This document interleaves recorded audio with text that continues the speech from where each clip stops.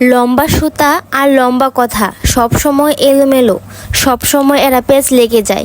ঠিক এই কারণেই সুতা যতটা গুছিয়ে রাখা যায়, কথা যতটা কম বলা যায় ততই ভালো। যত কথা কম বলবেন আপনি দেখবেন আপনি তত বেশি ভালো থাকবেন। আপনি কথা কম বললে দেখবেন আপনার শত্রু অনেক কমে গেছে।